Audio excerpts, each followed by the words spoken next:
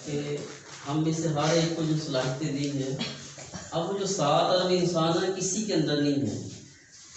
Individuality हर एक के पास है, हर एक को खूबसूरत और मुनफरद सलाहियतें अल्लाह पाक ने दी हैं। और एहसन मॉडर्न एक बहुत बड़े फ़िलासफ़र है, वो कहते हैं कि अल्लाह पाक ने हर इंसान के अंदर कुछ ख्वाबीदा सलाहियतें हैं, अगर वो इसके इल्म में आ जाए इंसान के तो वो हैरान रह जाए।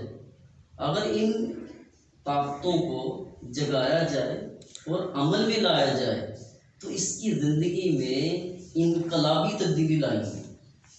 और वो हर एक आदमी के पास है, उसमें खुसूसियत नहीं है कि भाई इसके पास है, ये गरीब के पास है, अमीर के पास नहीं है, या अमीर के पास है गरीब के पास नहीं है, कि वो हर एक के पास है। तो लेकिन मसला ये है कि हमने एक तो हम ख्वाब देखते नहीं हैं, वो जो ख्वाब देखते हैं वो अपने ख्वाबों को कफना देते हैं, उसको ताबीर का चोला नहीं पहनाते। हालांकि हमारे अंदर अल्लाह पाक की तरफ से हर एक आदमी के अंदर वो सलाहियत है कि हम में से हर एक आदमी, हम में से का हर एक आदमी, यकीन माने एक सिर्फ आदमी पूरी दुनिया के निज़ाम को हिला सकता है।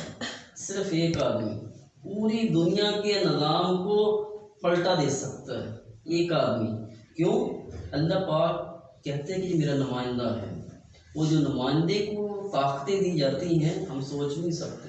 हमें लॉ में पढ़ा था कि एक मुल्क के सफ़ीर को ताकतें दी जाती हैं कि जो USA का या किसी मुल्क का जो सफ़ीर हमारे पाकिस्तान में है, तो अब वो सफ़ीर की ताकतें ये हैं कि मुल्क के अंदर कोई पाकिस्तानी लॉ उस पर अप्लाई नहीं होता। मसलन अगर कोई वो जुर्म करता है, अगर वो सिविल केस है तो उस पर केस नहीं होगा। इवन तो फौजदारी भी है तो भी उसकी गिरफ्तारी नहीं होगी। तो सिर्फ एक डन पर्सन नाम ग्राटा, तो उसको नापसंदीदा शख्सियत करार दे के मुल्क से भेज दिया जाता है, गिरफ्तारी नहीं होती। क्यों? कि वो उस मुल्क का नुमाइंदा है। हत्ता कि पाकिस्तान के अंदर इस्लामाबाद में एम्बेसी है USA की या किसी मुल्क की, अब जो स्पेसिफिक बिल्डिंग है तो इस्लामाबाद में, टेरिटरी पाकिस्तान की है, इलाका पाकिस्तान का है, ज़मीन पाकिस्तान की है, लेकिन वो जो ज़मीन है, जो एम्बेसी की बिल्डिंग है, प्रेमिसेस है, तो वो कहलाएगी पोलैंड, वो कहलाएगी श्रीलंका, वो कहलाएगी इंग्लैंड, कि जिस मुल्क की है वो जगह टेरिटरी उस मुल्क की कहलाएगी, ना कि पाकिस्तान की। अब अंदाजा करें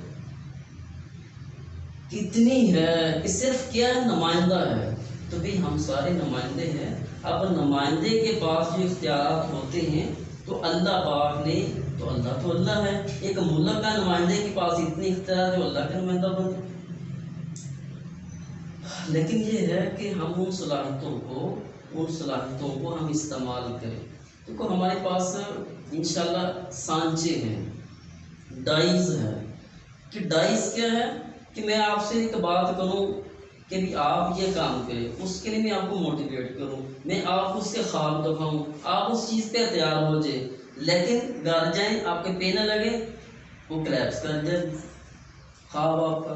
तो ऐसा नहीं है कि हमारे पास पूरा एक प्लान है कि भी हमने कैसे उठना है, वो कैसे उस प्लान को पाया तकमील तक पहुँचाना है।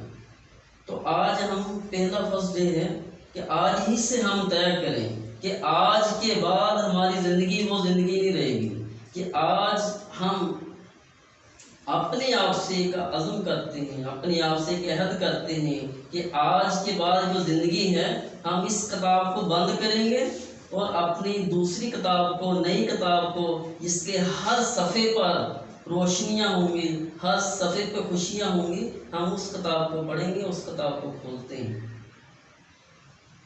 तो अगर हम ये चाहते हैं कि हमारे पास वो सत्ता तक बात जाए तो भी 3 मराहल हैं कि हमें 3 कदम उठाने पड़ेंगे। कि पहला कदम ये है कि हम अपने मेयार को, स्टैंडर्ड को बदलें। हमारी जो सोच का म्यार है, हम उसकी बात कर रहे हैं। हमें बाहर की किसी चीज़ की ज़रूरत नहीं है कि हमारे पास अभी बाइक है तो हमारे पास होंडा को कार आ जाए, या हमारे पास कार है अब वो बंगला बन जाए तो मैं कामयाब। हमें इसकी ज़रूरत नहीं है।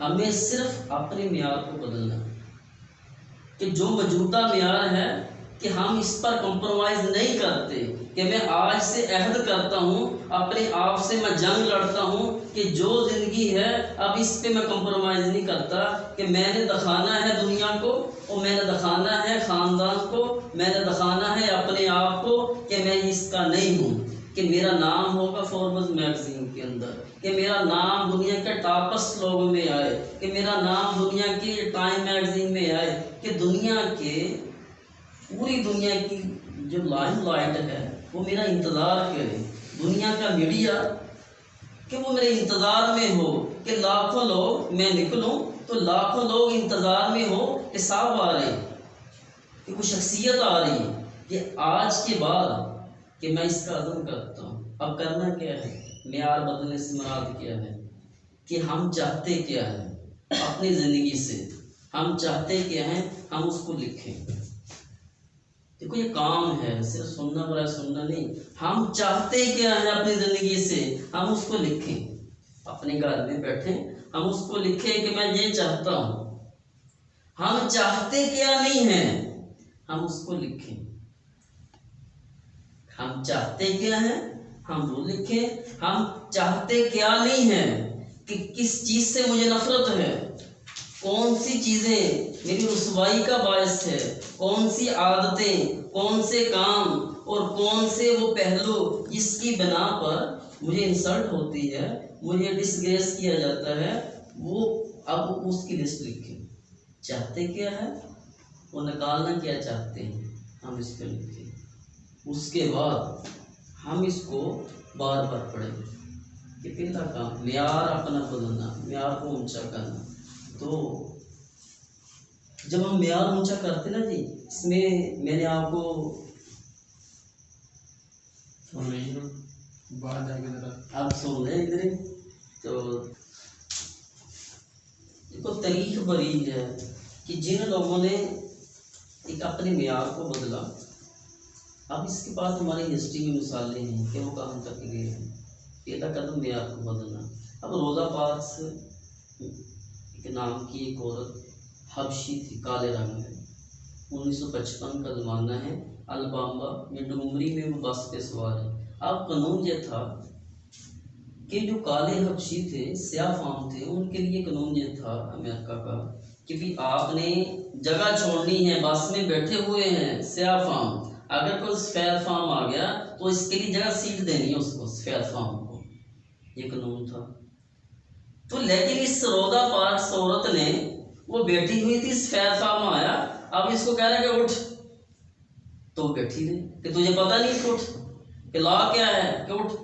तो उसने अपने म्यार को बदला कि नहीं, कि मैं इंसान हूँ, जैसे तुम इंसान हो ऐसे मैं भी इंसान हूँ, अपने म्यार को ऊपर किया। हालांकि 500 साल से, 5 सदियों से जो स्याह फाम थे वो गुलामी में चल रहे थे और सीटें दे रहे थे, उनकी नौकरियां कर रहे थे, उनकी गुलामी कर रहे थे। लेकिन जब म्यार बदला जाता है उसके फिर तकाजे होते हैं। जब रोज़ा पार्क्स ने अपनी बात पर डट गई कि मैं इंसान हूँ और तुम मुझसे अलग नहीं हो, कि तुम भी इंसान हो मैं भी हूँ, तो उसकी बना पर पहली दफ़ा बस के अंदर झगड़ा हुआ। अब जब झगड़ा हुआ तो कुछ लोग जो स्याह फाम थे अब उसके साथ हल्के हल्के टच मिल गए। स्याह फाम तो पहले उसके साथ थे। अब ये हंगामा थोड़ा बाहर निकला, गलियों में आया, मोहल्ले में आया, कम्युनिटी में फैला, हत्ता के अब ये बढ़ते बढ़ते ये एक जंग की शक्ल इख्तियार कर गया।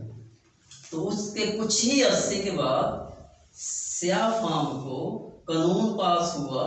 कुछ अरसे के बाद, सालों के बाद एक मूवमेंट चली, उसमें बहुत से लोग फिर मरे, लेकिन तहरीक उठी सिर्फ एक औरत के म्यार को बदलने से, कि मेरी ज़िंदगी का अपने का म्यार बदलना है, जहाँ नहीं रहना।